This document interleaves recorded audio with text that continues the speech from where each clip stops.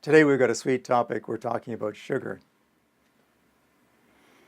When sugar was developed in the 1400s, you know the little nursery rhyme, sugar and spice and everything nice?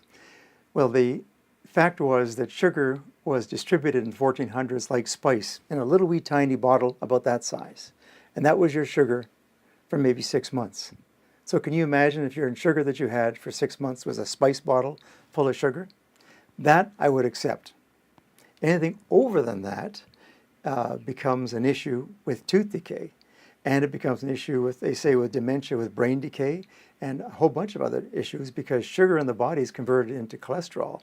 And we have a cholesterol problem in this country. Perhaps it's caused by the fact that now we eat probably a 50-pound bag on this shoulder, a 50-pound bag on that shoulder, at least 100 pounds of sugar a year. And that's too much, way too much. In fact, teenage boys are the worst offenders. They sometimes do a cup of sugar a day with their Slurpees and their sports drinks and so on. So I want you to be absolutely clear that I absolutely am against sugar. Yes, I had a lot of sugar as a kid and I had tooth decay, but you shouldn't have to follow my example. I tell the kids, don't be as stupid as I was. Start flossing sooner, stop eating sugar, and be healthier.